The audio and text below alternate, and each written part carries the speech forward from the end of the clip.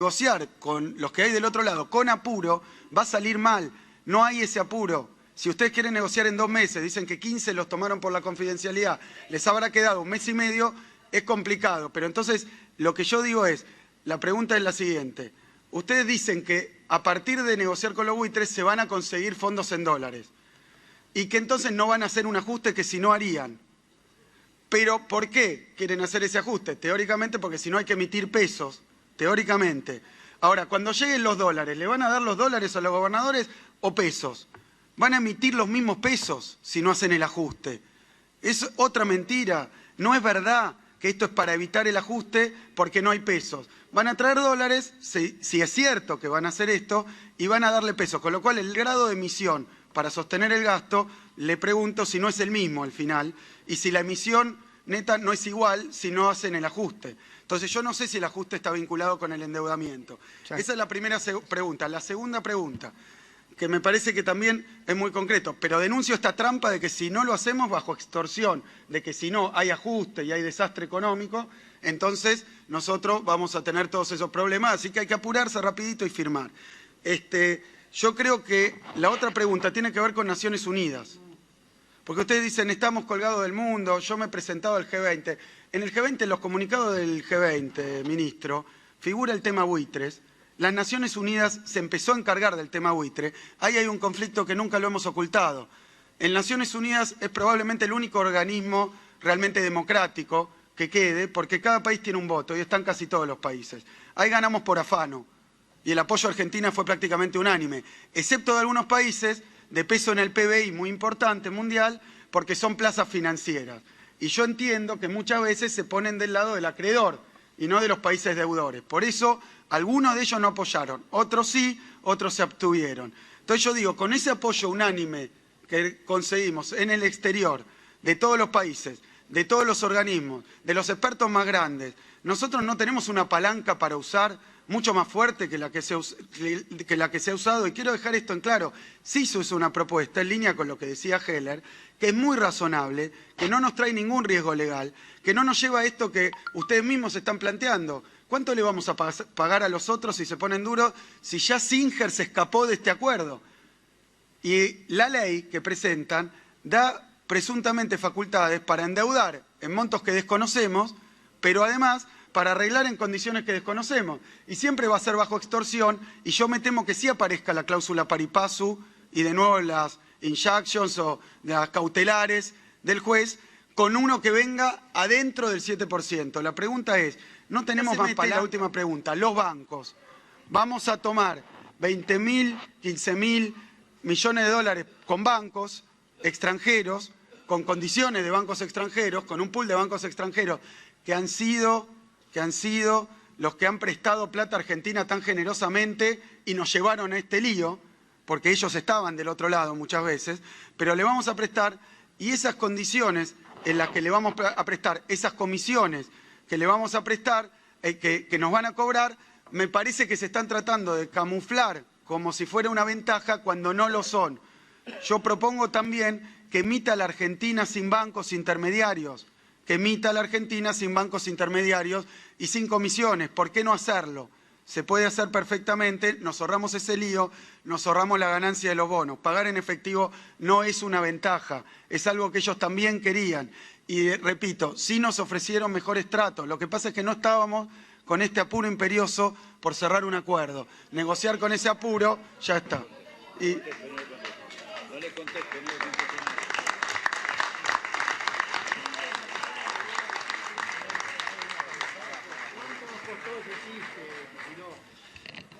Empiezo por atrás, Axel. Esos mismos bancos son los bancos que vos contrataste para la última emisión de deuda, que después generó el problema en el juzgado de Nueva York, y esos bancos se quedaron con una comisión de más del 1%. Así que diría que un poquito más de cuidado cuando te referís a alguna de estas cuestiones. Segundo, la única negociación cerrada durante tu gestión que se conozca es la negociación con el Club de París. Pagaste el 100%, Axel. Te fuiste en un avión 48 horas, recién decías, todas tontas, a locas, apuradas, en 48 Yo puedo horas... responder, porque si me seguís aludiendo voy a responder una por una. Así diputado. que sepan que voy a responder. Diputado, Sepan que voy a responder usted y que tengo preguntó- derecho. usted Sepan preguntó, que voy a escuche la responder y que... respuesta. Estoy simplemente hablando de las cosas que vos mencionaste. Vos mencionaste el Club de París, te fuiste en un avión, 48 horas, pagaste el 100%, con todos los punitorios. Todos los punitorios, y no entró una sola inversión. El Club de París todavía nos pone la peor nota a pesar de que estamos al día con semejante acuerdo. Singer, honestamente, no sé si está festejando, pero el que todavía sigue festejando es Brufau por los bonos que recibió de Repsol. Entonces, la verdad que francamente... Y la otra negociación, que no fue de Kicillof como ministro, pero sí como viceministro, fue la del CIADI. Y en el CIADI, que no tenía tampoco, si se quiere, la sentencia firme, injunction, toda esta cuestión, fue una quita del 25%. Y como pagaron en bonos, desapareció la quita. Entonces, no nos metamos en este barro. Lo hicimos con el cepo, que dicho sea de paso, el cepo es la consecuencia de no haber arreglado antes. El cepo fue la consecuencia de haber decidido, en este uso de reservas que mencionaba el exministro, de darle prioridad al bonista extranjero por encima del laburante o la empresa argentina. 55.000 millones de dólares de pagos en efectivo al exterior. Y como fueron tantos, hubo que poner un cepo. Y como hubo cepo durante 4 años no se creció. Y a mí me alegra ver cómo ahora el exministro Kicillof parece ser que se preocupa por la inflación. La novedad es que ahora está preocupado por los dólares, los pesos que va a emitir el Banco Central para comprar dólares. Ahora, no se preocupaba por los pesos que emitía el Banco Central regalándoselos al Tesoro para provocar inflación. Ese es el ajuste que queremos evitar. No solamente el del gasto público que nos dejaron ustedes, también el de la inflación.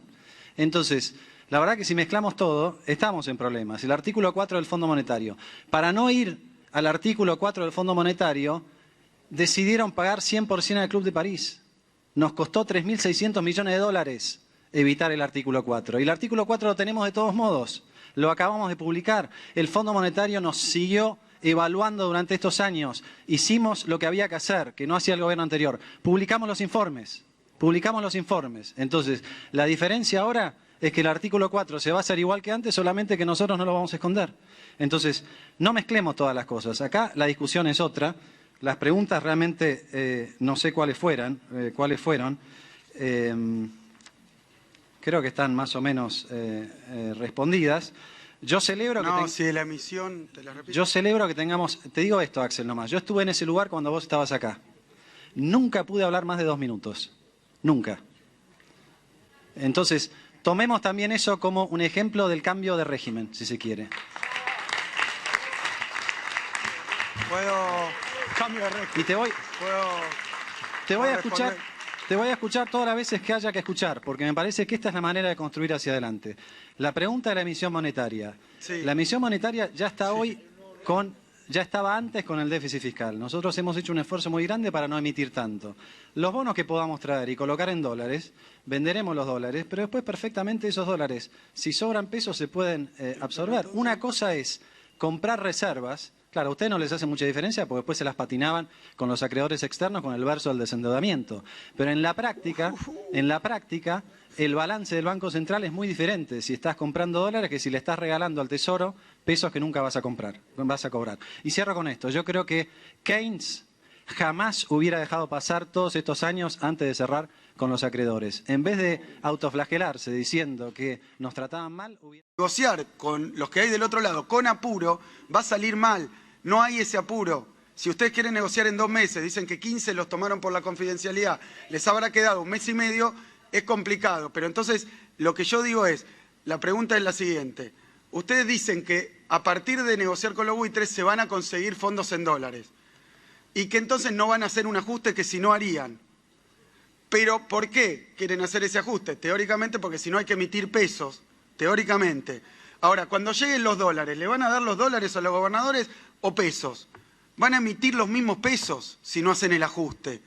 Es otra mentira. No es verdad que esto es para evitar el ajuste porque no hay pesos. Van a traer dólares, si es cierto que van a hacer esto, y van a darle pesos. Con lo cual, el grado de emisión para sostener el gasto le pregunto si no es el mismo al final y si la emisión neta no es igual si no hacen el ajuste. Entonces yo no sé si el ajuste está vinculado con el endeudamiento. Sí. Esa es la primera pregunta. La segunda pregunta, que me parece que también es muy concreto, pero denuncio esta trampa de que si no lo hacemos bajo extorsión, de que si no hay ajuste y hay desastre económico, entonces nosotros vamos a tener todos esos problemas, así que hay que apurarse rapidito y firmar.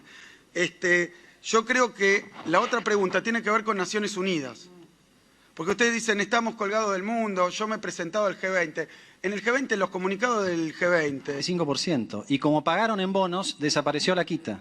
Entonces, no nos metamos en este barro. Haciendo. Lo hicimos con el cepo, que dicho sea de paso, el cepo es la consecuencia de no haber arreglado antes.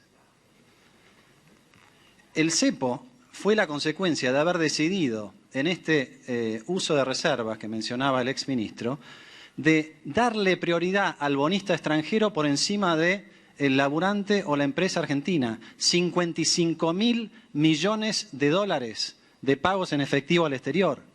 Y como fueron tantos, hubo que poner un cepo. Y como hubo cepo durante 4 años no se creció. Y a mí me alegra ver cómo ahora el exministro Kicillof parece ser que se preocupa por la inflación. La novedad es que ahora está preocupado por los dólares, los pesos que va a emitir el Banco Central para comprar dólares. Ahora, no se preocupaba por los pesos que emitía el Banco Central regalándoselos al Tesoro para provocar inflación.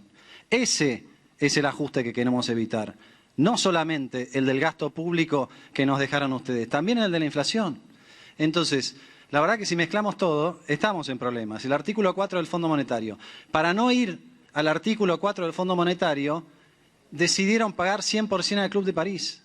Nos costó 3.600 millones de dólares evitar el artículo 4. Y el artículo 4 lo tenemos de todos modos. Lo acabamos de publicar. El Fondo Monetario nos siguió evaluando durante estos años. La pregunta es, no tenemos más palabras. La última pregunta, los bancos. Vamos a tomar 20.000, 15.000 millones de dólares con bancos extranjeros, con condiciones de bancos extranjeros, con un pool de bancos extranjeros que han sido los que han prestado plata a Argentina tan generosamente y nos llevaron a este lío, porque ellos estaban del otro lado muchas veces, pero le vamos a prestar, y esas condiciones en las que le vamos a prestar, esas comisiones que le vamos a prestar, que nos van a cobrar, me parece que se están tratando de camuflar como si fuera una ventaja cuando no lo son. Yo propongo también que emita la Argentina sin bancos intermediarios, que emita la Argentina sin bancos intermediarios y sin comisiones. ¿Por qué no hacerlo? Se puede hacer perfectamente, nos ahorramos ese lío, nos ahorramos la ganancia de los bonos. Pagar en efectivo no es una ventaja, es algo que ellos también querían. Y repito, sí nos ofrecieron mejores tratos, lo que pasa es que no estábamos con este apuro imperioso por cerrar un acuerdo. Negociar con ese apuro, ya está. Y...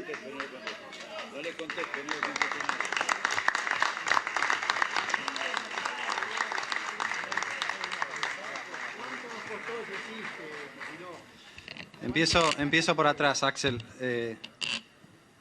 Esos mismos bancos son los bancos que vos contrataste para la última emisión de deuda, que después generó el problema en el juzgado de Nueva York, y esos bancos se quedaron con una comisión de más del 1%. Así que diría que un poquito más de cuidado cuando te referís a alguna de estas cuestiones. Segundo, la única negociación cerrada durante tu gestión que se conozca es la negociación con el Club de París. Pagaste el 100%, Axel. Te fuiste en un avión, 48 horas, recién decías, todas tontas, a locas, apuradas, en 48 horas... Yo puedo responder, porque si me seguís aludiendo voy a responder una por una. Así diputado, que sepan que voy a responder. Diputado, sepan que voy a responder y que tengo derecho. Sepan que voy a responder y que... Estoy simplemente hablando de las cosas que vos mencionaste. Vos mencionaste el Club de París, te fuiste en un avión, 48 horas, pagaste el 100%, con todos los punitorios. Todos los punitorios, y no entró una sola inversión. El Club de París todavía nos pone la peor nota a pesar de que estamos al día con semejante acuerdo. Singer, honestamente, no sé si está festejando, pero el que todavía sigue festejando es Brufau por los bonos que recibió de Repsol. Entonces, la verdad que francamente... Y la otra negociación, que no fue de Kicillof como ministro, pero sí como viceministro, fue la del CIADI. Y en el CIADI, que no tenía tampoco, si se quiere, la sentencia firme, injunction, toda esta cuestión, Fue una quita del 20... Ministro, figura el tema buitres. Las Naciones Unidas se empezó a encargar del tema buitre. Ahí hay un conflicto que nunca lo hemos ocultado. En Naciones Unidas es probablemente el único organismo realmente democrático que quede, porque cada país tiene un voto y están casi todos los países. Ahí ganamos por afano y el apoyo a Argentina fue prácticamente unánime, excepto de algunos países de peso en el PBI muy importante mundial, porque son plazas financieras. Y yo entiendo que muchas veces se ponen del lado del acreedor y no de los países deudores. Por eso, algunos de ellos no apoyaron, otros sí, otros se abstuvieron. Entonces yo digo, con ese apoyo unánime que conseguimos en el exterior, de todos los países, de todos los organismos, de los expertos más grandes, nosotros no tenemos una palanca para usar mucho más fuerte que la que se ha usado. Y quiero dejar esto en claro, sí se usa una propuesta en línea con lo que decía Heller, que es muy razonable, que no nos trae ningún riesgo legal, que no nos lleva a esto que ustedes mismos están planteando. ¿Cuánto le vamos a pagar a los otros si se ponen duros si ya Singer se escapó de este acuerdo? Y la ley que presentan da presuntamente facultades para endeudar en montos que desconocemos, pero además para arreglar en condiciones que desconocemos. Y siempre va a ser bajo extorsión, y yo me temo que sí aparezca la cláusula pari passu y de nuevo las injunctions o las cautelares del juez, con uno que venga adentro del 7%.